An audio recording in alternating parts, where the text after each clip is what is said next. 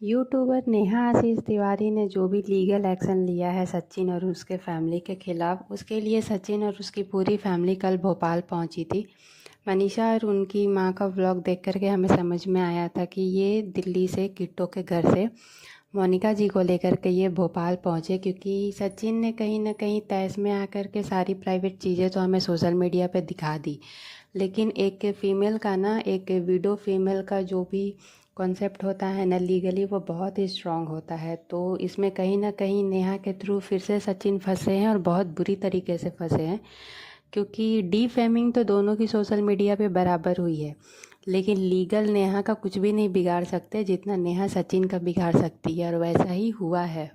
क्योंकि मनीषा हमें व्लॉग के स्टार्टिंग में जितनी कॉन्फिडेंट दिख रही थी, उतनी ही व्लॉग के लास्ट में कॉन्फिडेंट नहीं दिख रही थी। वहाँ पे वो बहुत ही हारा हुआ महसूस कर रही थी और बहुत ही अलग से वाइब आ रहा था कि ये चीज़ों को हार चुकी, सारी सच्चाई जानते हुए, दिखाते हुए, बताते हुए, फिर भी एक बीवी यहाँ पे हार गई। क्योंकि आप सब जानते हो कि एक फ़ीमेल का लीगल एक्शन समझ सकते हो आप, क्योंकि उनकी प्राइवेट चैट्स को दिखाया गया, बताया गया,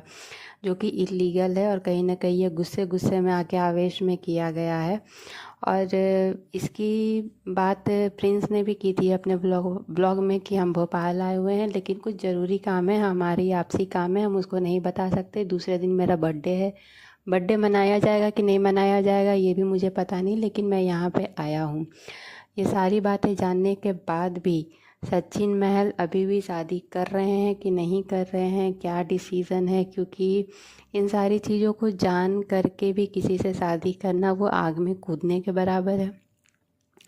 और अभी तक उनका कोई डिसीजन वैसा आया नहीं है। एक चीज़ और क्लियर की है मीशू ने अपना ब्लॉग बना के, कि वो जो वीडियो वायरल हुआ था जिसमें नेहा बहुत गुस्से में कह रही थी कि तुम्हारे पति में ऐसा क्या है, तो उससे ज़्यादा लड़के नेहा आशीष तिवारी के आगे पीछे घूमते हैं। दरअसल उसमें मीशू थी और वहाँ पे मनीषा ने बोल दिया था कि नहीं नहीं ऐसा कुछ नहीं है, मुझे मीशू ने भड़काया है। तो उस चीज़ों को क्लियर करने के लिए मीशू ने ये ब्लॉग बनाया था कि वो बातें किसके लिए कही गई थी। और आप समझ सकते हो कि ये लोगों को इतना डरा के रखती थी जगत दीदी, कि मनीषा को इन्होंने कितना डरा के रखा होगा कि ये सारी सच्चाई जानते हुए भी इनको इतना टाइम लग गया अपने पति के अगेंस्ट खड़े होने में, कि उनके जहन में सारी चीज़ें थी, उनको दिखाई सारी चीज़ें दे रही थी, लेकिन फिर भी वो बोल नहीं पाई। और अगर कुछ बोल भी देती थी कि ऐसा है वैसा है, जैसे सरिता जी को बोला कि इन दोनों का बात करना मुझे पसंद नहीं, फिर उनके मुंह पे मुकर गई कि नहीं नहीं ऐसा कुछ नहीं है, मैं गलत सोच रही हूँगी।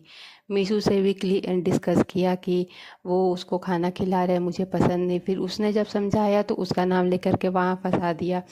तो ये हिम्मत ही नहीं कर पा रही थी कि ये खड़े होकर के डट करके इन लोग का सामना कर सके, क्योंकि कहीं ना कहीं